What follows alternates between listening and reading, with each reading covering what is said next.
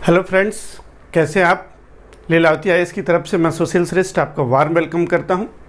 और आज हम वीकली करंट अफेयर्स प्रोग्राम लेके आपके सामने हैं। ये जो हमारा वीकली करंट अफेयर्स प्रोग्राम है ये 21 से लेके 27 जून तक का है और इसके नेक्स्ट वाला भी आपको हम तुरंत प्रोवाइड कराएंगे। तो 21 से लेके 27 जून तक जो भी राष्ट्रीय और अंतर्राष्ट्रीय स्तर पर इम्पॉर्टेंट घटनाएं हुई जो आपके एग्ज़ाम के लिए ज़रूरी है, उनका एक कंपाइलेशन हम आपके सामने लेकर हैं। आप साथ साथ बने रहें और वीडियो को अंत तक देखें, बहुत इंफॉर्मेटिव वीडियो है। तो चलिए हम शुरू करते हैं 21 से लेकर 27 जून तक करंट अफेयर्स को लेकर। पहला जो करंट अफेयर्स हमारा वो विक्ट्री डे को लेकर है, जो विजय दिवस अभी रूस ने मनाया। आपने टीवी मीडिया हर जगह देखा, इसको कवरेज मिली विक्ट्री डे। ये जो विक्ट्री डे है वो क्या है, नाजियों ने सेकेंड वर्ल्ड वार में हिटलर से जो लीड की हुई सेना थी, नाजियों ने रूस के सामने, वेस्टर्न अलायंस के सामने सरेंडर किया। और इसी उपलक्ष्य में रसिया क्या करता है, 9 मई को विक्ट्री डे सेलिब्रेट करता है। लेकिन कोविड-19 फैला है। आप ये जान लीजिएगा कि ये वर्ल्ड वार सेकेंड में जब नाजियों ने रूस के सामने, जर्मनी ने सरेंडर किया था 1945 में, इसको लेकर ये दिवस मनाया जाता है। और इस दिवस की जो परेड थी, जो मॉस्को रेड स्क्वायर पे हुई थी, इस परेड में हमारी भारतीय सेना के तीनों अंग गए थे, जिनकी कुल संख्या 75 थी। और 25 के सेगमेंट में आपकी एयरफोर्स, नेवी और मिलिट्री हमारी गई थी। जो सेकेंड इंपॉर्टेंट इंफॉर्मेशन है वो है रेयर एनुलर इक्लिप्स। देखिए, एनुलर इक्लिप्स, हम सोलर इक्लिप्स की बात कर रहे हैं, सूर्य ग्रहण की बात कर रहे हैं। सूर्य ग्रहण कब होता है? जब सूरज और पृथ्वी के बीच में चांद आ जाता है और चांद बीच में आ जाने के कारण पृथ्वी सूरज की रोशनी को ग्रहण नहीं कर पाती। इन बिटवीन अर्थ एंड सन जब मून आ जाता है और जो सूरज की किरणें हैं वो चांद रोक लेता है और वो किरणें पृथ्वी पर पूरी तरह से नहीं आ पाती जिस भाग में, तो हम उसे कहते हैं सोलर इक्लिप्स, सूर्य ग्रहण। याद रखिए, चांद आकार में छोटा है लेकिन वो पृथ्वी के कुछ भाग पर सूरज की रोशनी को रोक लेता है। तो इसी के बारे में चर्चा है। भूगोल से ये प्रश्न बनता है। आप इक्लिप्स के बारे में, सोलर इक्लिप्स चाहे ल्यूनर इक्लिप्स, दो चाहे सूर्य ग्रहण हो चाहे चंद्र ग्रहण हो, इसके तथ्यात्मक प्रश्नों को आप जानें। देखिए, रेयर जो इक्लिप्स ये हुआ, एनुलर इक्लिप्स, ये कब होता है? ये तब होता है जब जो चांद है वो पृथ्वी से सर्वाधिक दूरी पर होता है। चांद फारदेस्ट डिस्टेंस पे होता है पृथ्वी से, जिससे वो सूरज से आने वाली पूरी किरणों को ब्लॉक नहीं कर पाता। और एक एनुल्स बनता है फायर का, रिंग का एक वलय बनता है। इसीलिए इसे हम रेयर एनुलर इक्लिप्स कहते हैं। अब पूरे तथ्य को इस तरीके से समझेंगे आप। ये देखिए, ये सूरज है और ये चांद और पृथ्वी। देखिए, सूरज से चलने वाली रोशनी ये चांद ने रोक लिया और पृथ्वी के इस भाग पर पूरी तरह से रोशनी नहीं पड़ रही है, पूरी तरह से ये अंधेरे में है। इसको कहते हैं पूर्ण सूर्य ग्रहण, टोटल इक्लिप्स। ये कंडीशन है टोटल इक्लिप्स की। देख रहे हैं आप, ये छाया क्षेत्र। दूसरी कंडीशन है जब एनुलर वलय बनता है इक्लिप्स का। इसमें आप ध्यान देखिए, जो बीच में चांद है वो पूरी तरह से नहीं रोक पा रहा है। इसमें पूरी तरह से पृथ्वी की सतह पर रोशनी रुक गई।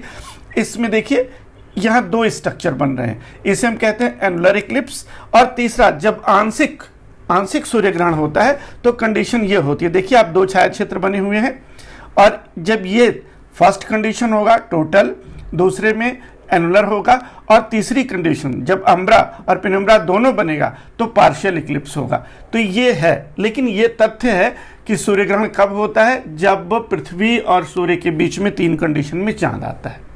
जब सबसे दूर होता है तो वो एनुलर इक्लिप्स होता है और ये 3 कंडीशन में पार्शियल। इसमें जानने वाली बात क्या है?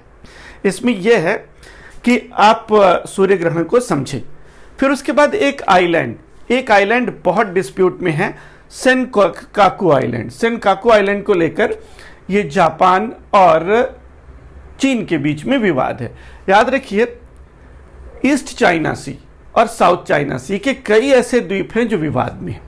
तो आप भूगोल के मैप में ईस्ट चाइना सी और साउथ चाइना सी को बहुत ध्यान से लोकेट करेंगे और उसमें पड़ने वाले द्वीपों को ध्यान से देखेंगे, जो मीडिया में आ रहे हैं, जो चर्चा में आ रहे हैं, जो परिचर्चा में आ रहे हैं। देखिए, हम बात कर रहे हैं द्वीपों की। जो समुद्र के भीतर जो द्वीप हैं, खासकर जो इनहैबिटेड द्वीप हैं, निर्जन द्वीप हैं, उन पर कोई ना कोई राष्ट्र अपना दावा क्लेम करना चाहता है। क्यों? क्योंकि जो द्वीपों के आसपास हैं वो समुद्र पहले ही रत्नगर्भा है, ढेर सारे रिसोर्सेज समुद्र में हैं, और द्वीपों के पास जो संसाधन है, खासकर मत्स्य पालन, फिशरीज है, वो है। ढेर सारे पेट्रोलियम प्रोडक्ट्स अंडरग्राउंड पाए जाते हैं, समुद्र के नीचे पाए जाते हैं, मिनरल्स पाए जाते हैं। इसलिए जितने भी इनहैबिटेड, और साथ साथ अगर वो किसी सी रूट पे पड़ते हों, वे द्वीप किसी समुद्री मार्ग पे पड़ते हों, समुद्री मार्ग से नज़दीक हों, तो हर देश उन पर अपना कब्जा चाहता है, क्योंकि इसके माध्यम से वो क्या कर सकता है, समुद्र के रास्ते होने वाले व्यापार को नियंत्रित कर सकता है।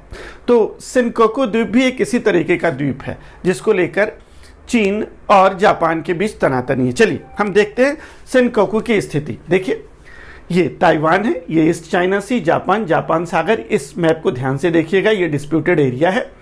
देखिए यहाँ ताइवान के पास भी कुछ द्वीप हैं, और इसके दो नाम हैं, एक चाइनीज नाम और एक जापानीज नाम। जापान इसे अलग नाम से बोलता है। देखिए, एक टेरिटोरियल डिस्प्यूट है किसके बीच में, यहाँ ग्रुप ऑफ इनहैबिटेड आइलैंड हैं जिनको हम शिनकोकु आइलैंड जापान कहता है, और डियागो आइलैंड ये चीन कहता है। और यहीं देखिए ताइवान के पास भी ये तीन नाम हैं, एक नाम ये हो गया, दूसरा नाम ये हो गया, और तीसरा नाम ये हो गया। तीनों, ताइवान कहता है ये हमारा द्वीप, जापान कहता है हमारा द्वीप, और चीन कहता है हमारा द्वीप। इस तरीके से ये विवाद का विषय है। देखिए, कुल द्वीपों की संख्या 8 है, 8 इनहेबिटेड आइलैंड है इसमें, ईस्ट चाइना सी में। और देखिए, ये सी रूट के पास अगर आप देखेंगे, देखिए ये ताइवान है जो स्वायत्त क्षेत्र है, और चीन इस पे कहता है कि ये हमारा एक पार्ट है, लेकिन अमेरिकन लीड फोर्सेस ताइवान की स्वायत्तता, ऑटोनॉमी की बात करती हैं। ये जापान का क्षेत्र है, और ये ईस्ट चाइना सी है। इसके बीच में ये देखिए, ये शिनकोकु आइलैंड है, और इसके बीच में एक जल संधि है, मियाको। तो इसलिए शिनकोकु आइलैंड अगर यहाँ कोई अपना नौसैनिक अड्डा बना लेता है या किसी तरह से कब्जे में रहता है, तो ये ईस्ट चाइना सी और इस पोर्शन को कंट्रोल कर सकता है। इसीलिए ये 8 द्वीपों का समूह जापान, ताइवान और चीन के बीच विवाद का विषय है। देखिए, यहाँ आप देख रहे हैं, ये इस द्वीप को फिर से आप देखिएगा, जापान अपना ये कंट्रोलिंग, ताइवान अपनी कंट्रोलिंग की बात कर रहा है, और चीन अपनी कंट्रोलिंग की बात कर रहा है। ये जापान सी है, ये पीला सागर है, येलो सी है, और ये चाइना सी है। तो ये शिनकोकु आइलैंड जो था वो जापान ने 1972 तक उसको एडमिनिस्ट्रेट किया था, अब डिस्प्यूट हो रहा है। इसके बारे में आप मैप को ध्यान से देखिएगा, लुक एट द मैप। तो वही प्रशांत महासागर में ये क्या क्या है, कौन सा विवाद है, अगर आप मैप देखेंगे तो आसानी से आपके समझ में आ जाएगा। उसके बाद चर्चा में है आरसेप, खूब चर्चा में है आरसेप क्या है। अगर आरसेप की बात करें तो regional comprehensive economic partnership, regional comprehensive economic partnership, RCEP.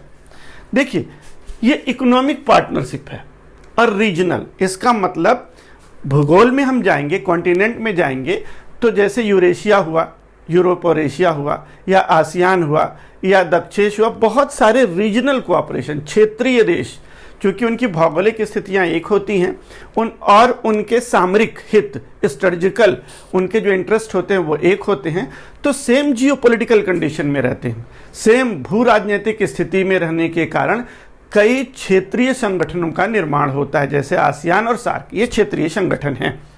जैसे तेल पैदा करने वाले देशों ने ओपेक बना रखा है, इस तरीके से हम देखते हैं कि ढेर सारे क्षेत्रीय संगठन बनते हैं जिनका एक जियोपॉलिटिकल या जियोस्टैटिक कंडीशन होती है। तो इसी तरह से आरसेप भी है। देखिए, रीजनल इकोनॉमिक पार्टनरशिप है और ये कंप्रेहेंसिव पार्टनरशिप है। तो आपको जानना है इनके मेंबरशिप के बारे में कि ये कब बने, इनका क्या काम है और इसमें कितने मेंबर हैं। देखिए, ये एक मेगा रीजनल इकोनॉमिक एग्रीमेंट है आसियान के बीच में, और इसके फ्री ट्रेड एग्रीमेंट के जो मेंबर्स हैं, जो पार्टनर मेंबर्स हैं आसियान में, एफटीए के जो मेंबर पार्टनर्स हैं और आसियान के बीच में ये मेगा रीजनल इकोनॉमिक कोऑपरेशन है। और इसका क्या है, वस्तुओं को, सेवाओं को, निवेश को लेकर, तकनीकी ज्ञान को लेकर, इंटेलेक्चुअल बौद्धिक संपदा को लेकर जो भी झगड़े हैं, इसका मतलब निवेश संबंधी, क्योंकि ये इकोनॉमिक कोऑपरेशन है तो ऑटोमेटिकली वस्तु, सेवा, निवेश, व्यापारिक विवाद, बौद्धिक संपदा, इनको लेके जितने भी डिस्प्यूट होंगे इस रीजन में वो आरसेप के द्वारा सुलझाए जाएंगे। तो ये हो गया आरसेप, ठीक है ना। फॉर्मली लॉन्च हुआ था नवंबर 2012 में आसियान समिट कंबोडिया में, और इसमें अब इतने निगोशिएटिंग पार्टनर हैं। तो आप इस आरसेप को ध्यान से देखिए।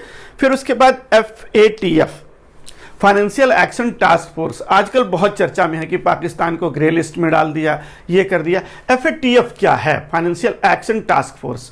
अब देखिए नाम है एक्शन टास्क फोर्स, जैसे STF होता है उस तरह से FATF है, लेकिन ये जो टास्क फोर्स है इसका काम क्या है? वित्तीय मामलों को देखना, फाइनेंशियली एक्टिव रहना, फाइनेंशियल एक्शन रहना। किन के ऊपर? देखिए आजकल वर्ल्ड में एनार्की है और खासकर टेररिज्म डिफरेंट मॉड्यूल में फैल रहा है। तो जो टेररिज्म है, आतंक है, उसको फंडिंग चाहिए, पैसा चाहिए कहीं ना कहीं तरीके से, और मनी लॉन्ड्रिंग, कर चोरी करके एक देश से ले जाके दूसरे देश में पैसा, या गलत पैसे के माध्यम से हम बहुत सारे ऐसे काम कर जाते हैं जो वैधानिक नहीं होते। तो जो इलीगल पैसा आता है, समझ में आ गया, जो इलीगल फंडिंग होती है, और खासकर टेररिस्ट फंडिंग तो इलीगल ही होगी, इसको देखने के लिए FATF बनाया गया है। ये इंटर गवर्नमेंटल बॉडी है जो 1989 में इनिशिएट की गई थी G7 द्वारा, ग्रुप ऑफ 7 कंट्रीज के द्वारा, और ये पॉलिसी मेकिंग बॉडी है। देखिए इसको हाउस्ड कौन करता है? OECD कंट्रीज करती हैं। OECD का फुल फॉर्म है organisation for economic and cooperation and development, और इसका हेडक्वार्टर OECD पेरिस में है। FATF का काम क्या है? करंटली इसमें 37 मेंबर जुरिस्डिक्शन है और 2 रीजनल ऑर्गेनाइजेशन है, 37 देश के क्षेत्राधिकार इसमें आते हैं। इसका ऑब्जेक्टिव क्या है? ऐसे मानक तय करना, स्टैंडर्ड बनाना, और लीगल, वैधानिक, नियामकीय, रेगुलेटरी और ऑपरेशनल मेजर बनाना, जिससे मनी लॉन्ड्रिंग और जो आतंकवाद को फाइनेंसिंग है वो रुक सके, इस पर रोक लग सके। यही फाइनेंशियल एक्शन टास्क फोर्स का काम है, ठीक। इसके 2 लिस्ट हमेशा चर्चा में रहते हैं, एक ब्लैक लिस्ट और एक ग्रे लिस्ट। ब्लैक लिस्ट में वो कंट्री हैं जो नॉन कोऑपरेटिव कंट्री हैं, जो इसके साथ कोऑपरेट नहीं करती और टेररिस्ट एक्टिविटी में इन्वॉल्व हैं, उनको ब्लैक लिस्ट करते हैं। ब्लैक लिस्ट का मतलब इनको किसी भी तरीके से फाइनेंशियल सपोर्ट रोका जाएगा जब तक कि ये इन गतिविधियों को छोड़ नहीं देते, मनी लॉन्ड्रिंग और टेररिस्ट फंडिंग को रोक नहीं देते। दूसरा है ग्रे लिस्ट। ग्रे लिस्ट उन देशों से मिलकर बनी है जिनको ये माना जाता है कि ये मनी लॉन्ड्रिंग और टेररिस्ट एक्टिविटी, टेररिस्ट फंडिंग में इन्वॉल्व हैं, मनी लॉन्ड्रिंग और टेररिस्ट एक्शन में ये फंडिंग में इन्वॉल्व हैं। इनको रोकने के लिए एक लिस्ट बनाई गई है, ग्रे लिस्ट। अगर वो उन मानकों का पालन नहीं करेंगे जो बनाया गया है तो उनको ग्रे लिस्ट से ब्लैक लिस्ट में डाला जा सकता है। तो ये ग्रे और ब्लैक लिस्ट है। अभी एक मेला चर्चा में आया, अंबुबाची मेला। ये भारतीय संस्कृति से रिलेटेड है, कल्चर से रिलेटेड क्वेश्चन है। अंबुबाची मेला ये एक वार्षिक हिंदू मेला है जो कामाख्या टेम्पल गुवाहाटी आसाम में मनाया जाता है। तो आसाम में एक शक्तिपीठ है गुवाहाटी कामाख्या टेम्पल, ये कल्चर से रिलेटेड है, और यही जो मेला लगता है उसे हम क्या बोलते हैं? अंबुबाची मेला। तो इसके बारे में आप देख लीजिएगा, अंबुबाची मेला कल्चर से रिलेटेड है। देन आफ्टर EAG देखिए, यूरेशियन ग्रुप, हम बात कर रहे हैं यूरेशियन। तो देखिए जैसे फाइनेंशियल एक्शन टास्क फोर्स बना था, फाइनेंशियल एक्शन टास्क फोर्स के ही स्टाइल पर एक रीजनल बॉडी बनी है, Eurasian group on combating money laundering and financing और टेररिज्म, ठीक।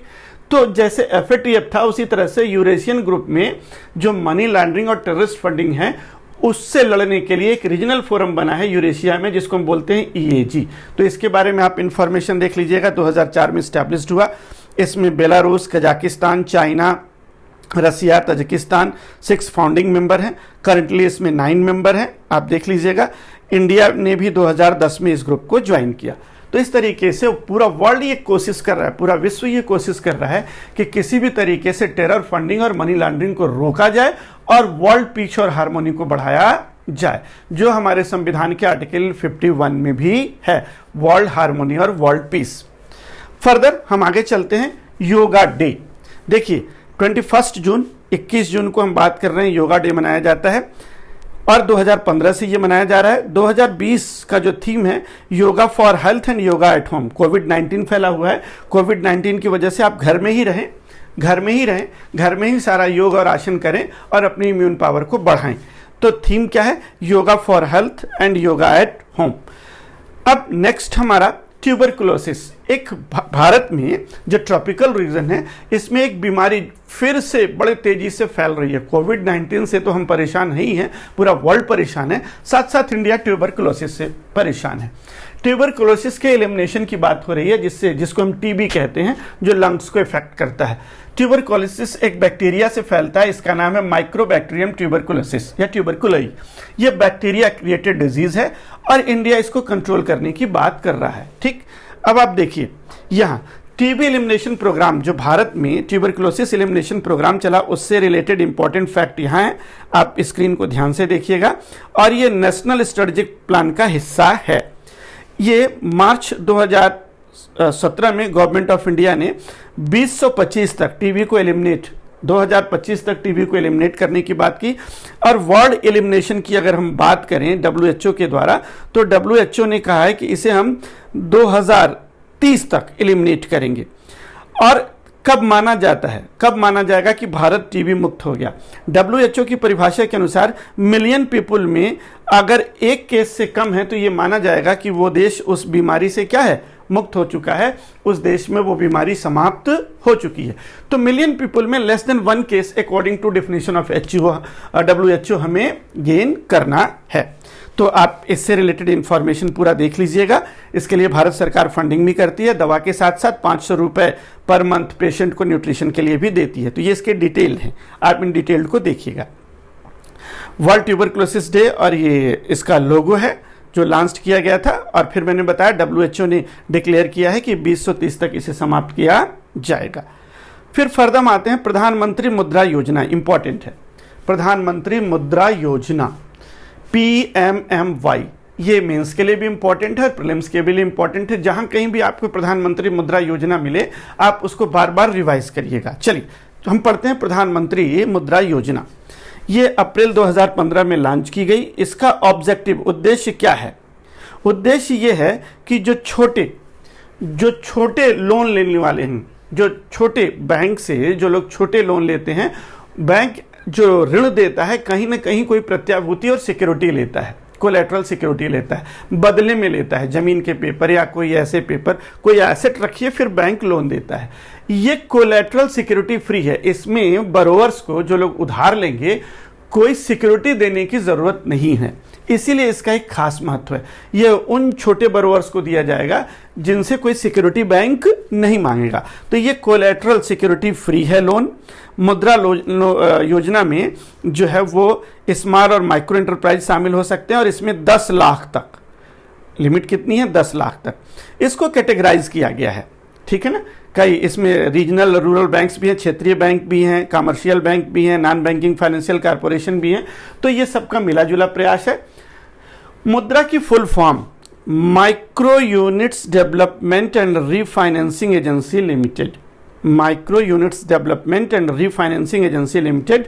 और जब हम इसको कैटेगराइज करते हैं तो 3 कैटेगरी है, शिशु लोन, किशोर और तरुण। शिशु, किशोर और तरुण। ये शिशु, किशोर और तरुण में क्या डिफरेंशिएशन है वो यहाँ लिखा है कि शिशु की लिमिट क्या होगी, किशोर की लिमिट क्या होगी और तरुण की लिमिट क्या होगी। मुद्रा लोन में शिशु, किशोर और तरुण की लिमिट क्या होगी, तो आप इसे ध्यान से देखें। फिर है एक वर्ड पेसिंग, आजकल चर्चा में है और अक्सर एग्जाम में कंप्यूटर टर्मिनोलॉजी, आईटी से रिलेटेड जो भी नए वर्ड चर्चा में होते हैं उनको पूछ लिया जाता है। जब हम पिसिंग की बात कर रहे हैं तो इस स्क्रीन पे यहाँ देखिए पिसिंग, एक आदमी ये जो है वो आपके पर्सनल डाटा को ऐसे ही निकाल रहा है जैसे कोई मछली मार रहा हो। तालाब में मछली वाला जैसे मछली को पकड़ता है, उसी तरह से आपके पर्सनल डाटा जो प्रोहिबिटेड है, जो कोई ले नहीं सकता, उसको ये खींच रहा है, लॉगिन पासवर्ड ले रहा है। ठीक, इस तरीके से पिसिंग क्या है? कोविड-19 फैला है, बेरोजगारी बहुत है और फ्रॉड, आईटी फ्रॉड्स बढ़ रहे हैं। खासकर आईटी में इलेक्ट्रॉनिक इकोनॉमिक फ्रॉड्स की संख्या बढ़ती जा रही है, उसमें पिसिंग है। फिशिंग में वो आपके पर्सनलाइज डाटा, जो पर्सनलाइज डाटा हैं उनकी वो चोरी करता है, लॉगिन पासवर्ड का मिसयूज और इकोनॉमिक फ्रॉड के लिए उनका यूज करता है। तो ये हो गया फिशिंग। अब एक वीजा बहुत चर्चा में है, अमेरिकी वीजा H1B वीजा। अक्सर आप पेपर में पढ़ते हैं H1B वीजा क्या है, क्या फायदे हैं इसके और क्या नुकसान है। ये नॉन इमिग्रेंट वीजा है। वो कंपनीज जो अमेरिकी कंपनी हैं, अमेरिकी कंपनी में या जहां भी अमेरिका को हाईली प्रोफेशनल स्किल्ड पर्सनल की आवश्यकता है और वो जो अमेरिकी कंपनी है उसे विश्व के अन्य देशों से प्राप्त करना चाहती है। जैसे भारतीय जाएं, भारतीय प्रोफेशनल जाएं, वो इंजीनियर हों, डॉक्टर हों, सॉफ्टवेयर टेक्नोलॉजी के जानने वाले हों, हार्डवेयर के जानने वाले हों, अकाउंटेंट हों, इस तरीके से मैनेजमेंट के जानने वाले हों और जिनमें हाईली प्रोफेशनल स्किल और स्पेशलाइज्ड स्किल की ज़रूरत होती है, तो उनको अमेरिकी कंपनियां ये वीज़ा जारी करती हैं। इस वीज़ा से क्या होता है, वो व्यक्ति स्वयं भी जाता है और 21 वर्ष से नीचे के उसके बच्चे और उसके स्पाउस ये जा सकते हैं। ये पूरा डिस्प्यूट उसी को लेकर है, H1B वीज़ा। देखिए, स्पेशली जो टेक्निकल हैं, थ्योरेटिकल एक्सपर्टाइज जिसमें चाहिए, उनके बारे में ये जारी होता है। फाइनेंस, अकाउंटिंग, आर्किटेक्चर, इंजीनियरिंग के क्षेत्र में होता है, जिसमें मिनिमम बैचलर डिग्री या हायर की रिक्वायरमेंट होती है कि होल्डर को कम से कम बैचलर डिग्री या उससे उच्च डिग्री प्राप्त करनी चाहिए। इससे फ़ायदा क्या है कि बिलो 21 ईयर जो इसके बच्चे हैं और स्पाउस हैं, उनको वहाँ रहने की सुविधा मिल जाती है। H4 वीज़ा, ठीक, होल्डर वहाँ रहकर काम करने के लिए एलिजिबल नहीं है, इसीलिए ये वीज़ा है। तो H1B वीज़ा आप ध्यान से देखिएगा। फिर यहाँ एक कुशीनगर एयरपोर्ट यूपी के लिए चर्चा में है और कुशीनगर यूँ भी चर्चा में रहता है। कुशीनगर, आपको ये जानकर, और आप जानते भी होंगे कि कुशीनगर का संबंध गौतम बुद्ध से है। गौतम बुद्ध के अंतिम क्षण कुशीनगर में बीते थे, इसीलिए कुशीनगर जो है वो बौद्ध धर्म का एक बहुत ही पवित्र स्थल माना जाता है। और बौद्ध धर्म पूरे दुनिया में फैला हुआ है। खासकर हम भारत से चलें और पूरब की तरफ जापान तक जाएं तो बौद्ध धर्म का पूरा फैलाव है। कभी यह हिंदू कुश पहाड़ियों से लेकर अफगानिस्तान तक फैला था। तो कुशीनगर को इंटरनेशनल एयरपोर्ट का दर्जा दिया गया, ठीक। ये एक इम्पॉर्टेंट बुद्धिस्ट साइट है यहाँ पर। तो आप ये यूपी के लिए है और याद रखिएगा कि कुल भारत में कितने इंटरनेशनल एयरपोर्ट हो गए उनकी संख्या और यूपी में कुल कितने इंटरनेशनल एयरपोर्ट है इनकी संख्या, ये एग्जाम के लिए ज़रूरी हो जाता है। फ्रेंड्स, यहाँ हम एक बात और कहना चाहेंगे कि इस वीडियो का जो PDF है वो हम आपको प्रोवाइड करेंगे। आप हमारे टेलीग्राम पेज पे विजिट करें और साथ साथ हमें लाइक, शेयर और सब्सक्राइब भी करें और अपने कमेंट हमें सेंड करें। हम फेसबुक, ट्विटर और टेलीग्राम पर भी हैं, जिसका लिंक नीचे डिस्क्रिप्शन में है।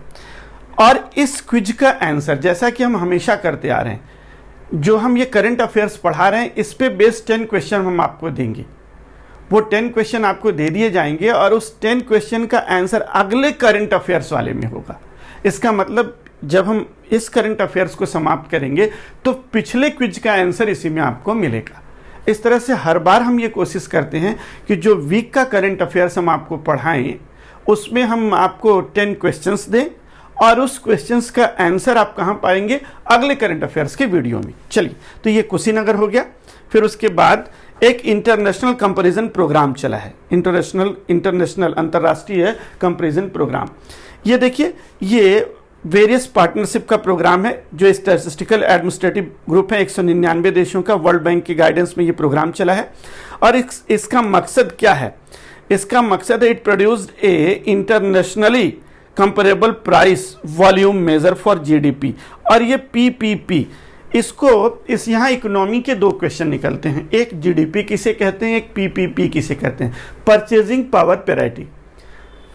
देखिए, हर जो करेंसी है, जो मुद्रा होती है, उसमें परचेजिंग पावर होती है, क्रय शक्ति होती है। जैसे 100 रुपये, 10 रुपये, 20 रुपये है तो रुपया ना, तो 1 रुपये में एक क्रय शक्ति होती है।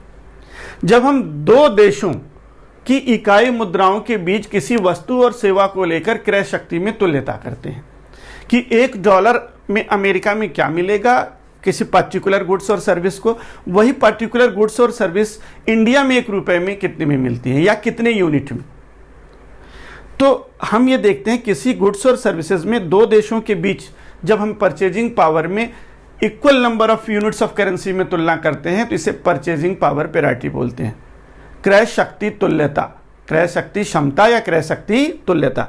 तो दो देशों की मुद्राओं के बीच में किसी गुड्स और सर्विसेज, पर्टिकुलर गुड्स और सर्विसेज को लेकर एक ये कंपैरिजन है, तो इसे पीपीपी बोलते हैं।